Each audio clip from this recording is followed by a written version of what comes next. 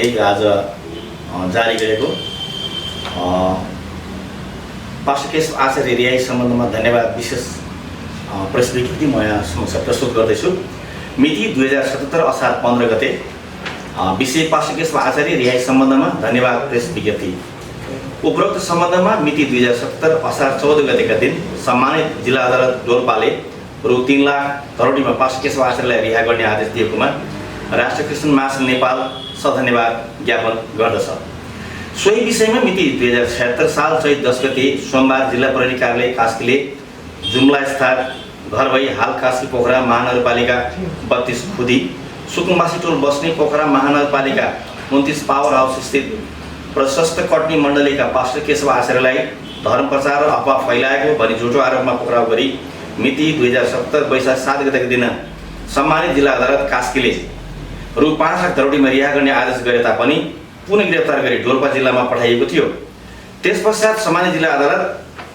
डोल्पाले उहाँलाई पूर्वपक्षका लागि जेल चलान गरिएकोमा मिति 2017 असार 14 गतेका दिन सम्मानित जिल्ला अदालतले डोल्पाले रु 3 लाख करोडीमा ससम्मान रिहा गर्ने आदेश गरिएकोमा सम्मानित जिल्ला अदालत डोल्पालाई धन्यवाद ज्ञापन गर्दछौँ। साथै हाम्रो प्रार्थनाको उत्तर दिनुभएकोमा हाम्रो सृष्टिकर्ता महान परमेश्वरलाई विशेष धन्यवाद तथा महिमा दिँदछौँ। पास्टर आचार्यलाई पक्राउ गरे पश्चात रिहाइका लागि विश्वभरि रहेका सम्पूर्ण मण्डली सङ्घ संस्थाहरू पास्टर तथा अगुवाज्यूहरू विभिन्न कूटनीतिक नियोगहरू मानवाधिकार कर्मी अधिकार कर्मीहरू सबै पत्रकारहरू र बहसमा सहभागी अधिवक्ताहरूको साझा प्रयासमा उहाँको रिहाई सम्भव भएको हुँदा साथै यस विषयमा सबै प्रकारको सहयोग प्रार्थना साथै प्रयास गर्नुहुने सबैलाई राष्ट्रिय क्रिस्चियन महासङ्घ नेपाल आभार प्रकट गर्दै सधन्यवाद ज्ञापन गर्दछौँ। पास्टर आचार्यको मुद्दाको अन्तिम फैसला नहुन्जेल सबै मण्डली पास्टर तथा अगुवाज्यूका साथै सङ्घ संस्थाहरू विभिन्न कूटनीतिक नियोगहरू सबै पत्रकारहरू मानवाधिकार कर्मीहरूलाई निरन्तर प्रार्थना तथा साथ सहयोगको लागि हार्दिक अपील गर्दछौँ र सम्मानित न्यायालयले यस विषयमा पूर्ण रूपमा न्याय दिने नै छ भन्ने कुरामा सम्पूर्ण नेपाली क्रिस्चियन समुदाय विश्वस्त छौँ। त्यसैगरी यस घटनालाई विशेष पाठको रूपमा लिएर देश विदेशमा रहेका सम्पूर्ण नेपाली भाषी मण्डली तथा नेपाली क्रिस्चियन समुदाय एकजुट भई अघि बढ्नको लागि राष्ट्रिय क्रिस्चियन महासङ्घ नेपाल हार्दिक आह्वान गर्दछौँ। अध्यक्ष सीबी गतराज। धन्यवाद। यहाँहरू सबैलाई जय मसीह। सर्वप्रथम परमेश्वरलाई हामी धन्यवाद दिन चाहन्छौँ र तपाईहरु सबैलाई विश्वमै रहेका नेपाली भाषी मण्डलीहरू र सम्पूर्ण स्वदेश तथा विदेशका नेपाली दाजुभाइ दिदीबहिनीहरू लगायतका सबै मानवाधिकारका पक्षधर अल्पसङ्ख्यक धार्मिक समुदायका पक्षधर न्यायप्रेमी दाजुभाइ तथा दिदीबहिनीहरूलाई पास्टर केशव आचार्यजीलाई डोल्पा जिल्ला अदालतले हिजो रु 3 लाख धरोटी माग गरी रिहाईको फैसला आदेश दिएको कुरा सबैलाई हामी जानकारी गराउन चाहन्छौँ र पास्टर केशव आचार्यको विषयमा हामीले विगतमा चैत 10 गते उहाँलाई पोखरामा गिरफ्तार भएसँगै राष्ट्रिय क्रिस्चियन महासङ्घ लगायतका नेपाली मण्डलीहरूको र विश्वमै रहेका सबै मण्डलीहरूको प्रार्थना र मानवाधिकार कर्मीको प्रयास कूटनीतिक नियोगको प्रयास अधिकार कर्मी र तपाईँ आम पत्रकारहरूको निरन्तर रूपको प्रयासको लागि राष्ट्रिय क्रिस्चियन महासङ्घ नेपालको तर्फबाट म हार्दिक धन्यवाद दिन चाहन्छु। नेपालको इतिहासलाई हामीले हेर्दाखेरि नेपाली क्रिस्चियन इतिहासमा धेरै पटक नेपाली क्रिस्चियन समुदायमाथि विविध खालका प्रत्यक्ष अप्रत्यक्ष रूपमा चाहिँ हामीमाथिको विभेदहरू अन्यायहरू हामीले सामना गर्दै आउनु परेको इतिहास छ। ऐतिहासिक 62-63 को परिवर्तनपछि देश धर्मनिरपेक्ष घोषणा भइसकेपछि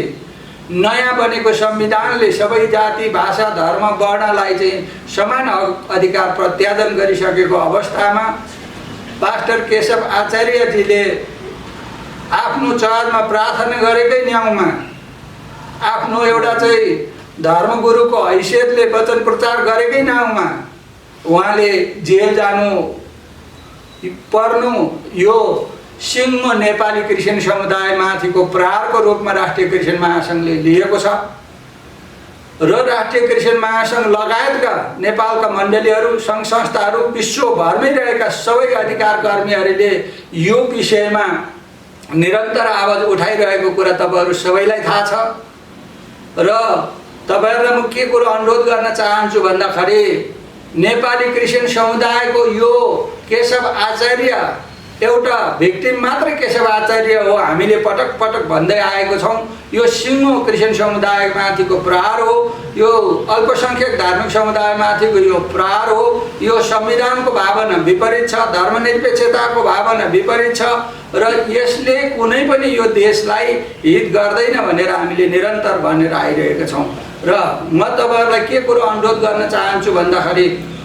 राष्ट्रिय क्रिस्चियन महासङ्घले यो हामीले औपचारिक स्वदेश तथा विदेशका सम्पूर्ण दाजुभाइ दिदीबहिनीहरूलाई हामीले जानकारी गराउनु नै हाम्रो कर्तव्य हो थियो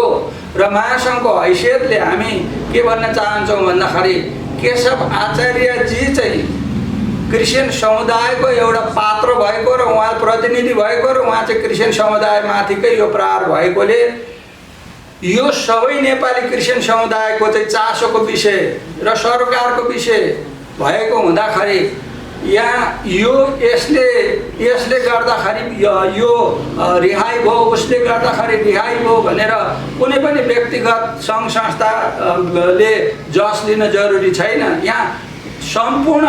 विश्वमै रहेका अधिकार कर्मीहरू, मानवाधिकारका पक्षधर, सबैको अल्पसङ्ख्यकको धार्मिक समुदायको पक्षधर सबैको चासो र प्रयासहरूले चाहिँ यो सम्भव भएको कुरा म जानकारी गराउन चाहन्छु र जतिजनाले यसमा मानवाधिकार संस्थाको तर्फबाट, अधिकार कर्मीको तर्फबाट, पत्रकारिताको तर्फबाट र जस्तो कानुनी क्षेत्रबाट सबै क्षेत्रबाट जुन प्रयासहरू भयो र जुन कानुनी क्षेत्रबाट अधिवक्ताको रूपमा जसरी चाहिँ वकालत गर्ने भूमिका खेल्नुभयो उहाँहरू सबैलाई हामीले धन्यवाद दिनुपर्दछ। र म के कुरा अनुरोध गर्न चाहन्छु सबैलाई भन्दाखेरि यस्तो खालको संवेदनशील कुरोमा यो मुद्दा पूर्ण रूपले किनारा लागि नसकेको, जस्तो पोखरा जिल्ला अदालतमा पनि योभन्दा पहिला नै 5,000 लाख रुपियाँ चाहिँ धरौटी माग गरिसकेको र सोही विषयमा फेरि डोल्पा जिल्ला अदालतले चाहिँ 3 लाख चाहिँ धरौटी माग गरेको अवस्थामा यसको विषयमा कानुनी प्रयासहरू, उपचारहरू हामी सबै मिलेर गर्नुपर्छ, गर्नेछौँ। त्यसले गर्दाखेरि जबसम्म यो मुद्दा पूर्ण रूपले किनारा नलागुन्जेलसम्म हामी सबै अहिले जो जतिले प्रार्थना गर्नुभयो, जो जतिले साथ सहयोग सहकार्य गर्नुभयो, जसले महत्त्वपूर्ण भूमिका खेल्नुभयो सबैजनालाई निरन्तर रूपमा गरिरहन राष्ट्रिय क्रिस्चियन महासङ्घ नेपाल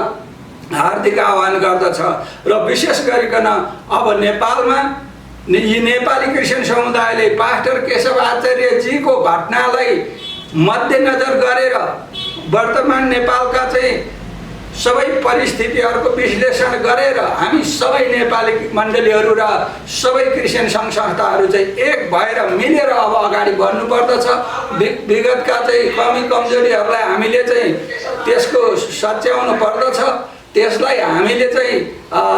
एकअर्काभित्रको मिलाप, एकअर्काभित्रको चाहिँ कतिवटा कुरा नमिलेका छन् भने हामीले एउटा ख्रिस्टको भाइको रूपमा हामीले एउटाले अर्कालाई सल्लाह सुझाव दिएर अब नेपाली क्रिस्चियन समुदायमाथि यो केशव आचार्यजी भन्दा पनि अझ धेरै ठुला चुनौतीहरूको हामीले सामना गर्नुपर्ने अवस्थाहरू आउन सक्छ। त्यसले गर्दाखेरि हामी सबैजना मिलेर अगाडि बढ्नलाई म सबै नेपालका मण्डली र क्रिस्चियन सङ्घ संस्थाहरूलाई हामी मिलेर अगाडि बढ्नलाई राष्ट्रिय क्रिस्चियन महासङ्घ हार्दिक आह्वान गर्दछ, अनुरोध गर्दछ। र राष्ट्रिय क्रिस्चियन महासङ्घ अब यो राष्ट्रिय सरकारको विषयमा साझा एजेन्डा बनाएर अगाडि बढ्नलाई महासङ्घ घट्न पनि तयार छ, बढ्न पनि तयार छ। हामीलाई कुनै पनि व्यक्तिगत नामको कुरा, संस्थागत नामको कुरा हामीलाई चाहिँ आवश्यक छैन। हामी समग्र नेपालीहरूको चाहिँ नेपाली मण्डलीहरूकोलाई स्वाभिमान र अधिकार सम्पन्न बनाउनको लागि कानुनी रूपमा चाहिँ बलियो बनाउनको लागि नीतिगत व्यवस्था गर्नको लागि राष्ट्रिय क्रिस्चियन महासङ्घ नेपाल सबै मण्डलीहरूको प्रार्थनाको आवश्यकता छ, सबै क्रिस्चियन सङ्घ संस्थाहरूको सहकार्यको आवश्यकता छ र हामी सबैले मिलेर गर्नुपर्छ। र म फेरि दोहोऱ्याउन चाहन्छु, नेपाली क्रिस्चियन समुदायभित्र नमिल्नुपर्ने कुनै कारण पनि छैन र नमिलिकन अब नेपाली क्रिस्चियन समुदायको स्वाभिमान र अधिकार सुनिश्चित गर्नको लागि विकल्प पनि छैन। त्यसैले हामी सबैजना मिलेर अगाडि बढ्नको लागि म सम्पूर्ण नेपाली क्रिस्चियन समुदायलाई आह्वान गर्दै अब यो घटनालाई मध्यनजर गरेर नेपाली क्रिस्चियन मण्डलीहरूले र सबैले अब हाम्रो पक्षमा भूमिका खेल्ने मानवाधिकारका पक्षहरूलाई, अल्पसङ्ख्यकको पक्षमा भूमिका खेल्ने कूटनीतिक नियोगहरूलाई, सबै क्षेत्रका चाहिँ तह र तबकालाई हामीले उहाँहरूलाई पनि हामीले चाहिँ सहकार्य, साथ, सहयोग र हातेमालो गर्दै अब अगाडि जानुपर्ने छ भने अन्तिममा म के भन्न चाहन्छु भन्दाखेरि अब नेपालमा चाहिँ सबै जाति भाषा धर्म वर्णको चाहिँ यो राज्य हो, यो देश हो र नेपालभित्र रहेका सबै धर्मावलम्बीहरूको चाहिँ साझा एउटा फुलबारी भएको हुँदा हामीले एउटा धार्मिकले समुदायले अर्को धार्मिक समुदायलाई सम्मान गर्नुपर्छ, आदर गर्नुपर्छ, प्रेम गर्नुपर्छ र हामी सबै मिलेर एउटा चाहिँ सबैले आफ्नो आफ्नो धर्मको अभ्यास गर्ने, संरक्षण गर्ने र त्यसका चाहिँ तपाईँको चाहिँ संरक्षण गर्ने चाहिँ सबै धार्मिक समुदायले पाउनुपर्छ। त्यसको लागि पनि म हार्दिक अनुरोध गर्दछु। अन्तमा म यहाँ फेरि पनि सबैलाई के भन्न चाहन्छु भन्दा पहिलो विश्वमै रहेका नेपाली भाषी चर्च मात्रै नभएर संसारभरिका मण्डलीहरूले पास्टर केशव आचार्यजीको निम्ति प्रार्थना गरेको निरन्तर गरिरहनु भएको छ र उहाँहरूलाई धन्यवाद भन्न चाहन्छु र अझै बढी चाहिँ प्रार्थनाको अब नेपालको लागि जरुरी छ। त्यसै गरी दोस्रो चाहिँ जति पनि मानवाधिकारको क्षेत्रबाट योगदान पुर्याउने सबै मानवाधिकार कर्मीहरूलाई म चाहिँ हृदयदेखि नै धन्यवाद दिन चाहन्छु र कूटनीतिक नियोगहरूलाई, राजनीतिक दल जसले यसमा भूमिका खेल्नुभयो, पत्रकार मित्रहरू, अधिकार कर्मीहरू र सबै निकायका चाहिँ धार्मिक समुदायको पक्षमा अथवा यो केशव आचार्यको रिहाईको पक्षमा चाहिँ भूमिका खेल्नुभयो महासङ्घको तर्फबाट म हृदयदेखि धन्यवाद दिन चाहन्छु र सम्मानित जिल्ला अदालत डोल्पालाई म धन्यवाद दिन चाहन्छु। उहाँले नेपाली क्रिस्चियनको पक्षमा आंशिक न्याय गरिदिनु भएको छ र अब हामी विश्वास गर्छौँ र सम्पूर्ण नेपाली क्रिस्चियन समुदायले आशा गरेका छौँ अब पूर्ण रूपले चाहिँ पास्टर केशव आचार्यजीले यो मुद्दाबाट चाहिँ उहाँले सफाई पाउनुहुनेछ भन्ने हामीले विश्वास लिएका छौँ र आउने दिनमा हामी सबैसँग सहकार्य गरेर सबै जो जति सङ्घ संस्थाले भूमिका खेल्नुभयो, प्रार्थना गर्नेले प्रार्थना गर्नुभयो, रुपियाँ पैसा दिनेले रुपियाँ पैसा दिनुभयो, बोल्नेले बोल्नुभयो र त्यहाँ गएर चाहिँ आफ्नो आवाजहरू उठाउनेले उठाउनुभयो, वकालत गर्नेले वकालत गर्नुभयो। सबै क्षेत्रलाई म चाहिँ राष्ट्रिय क्रिस्चियन महासङ्घको तर्फबाट म हृदयदेखि धन्यवाद भन्न चाहन्छु र यो रिहाईको जज सिङ्गो नेपाली क्रिस्चियन समुदायले र सबै मानवाधिकार कर्मीले र सबै अधिकार कर्मीले, पत्रकार मित्रहरूले यो सबैको साझा प्रयासले यो भएको छ। कुनै पनि व्यक्ति, कुनै पनि संस्थाले यसको लागि चाहिँ घमण्ड गर्न जरुरी छैन। हामी सबैको प्रयास, हामी सबैको चाहिँ प्रार्थनाको यो उत्तर हो र हामी सबै मिलेर जसले यसमा भूमिका खेल्नुभयो हामी उहाँहरूलाई आभार प्रकट गर्न चाहन्छौँ र आउने दिनमा पनि हामी सहकार्य गर्न चाहन्छौँ। धन्यवाद छ। जय मसी तपाईहरु।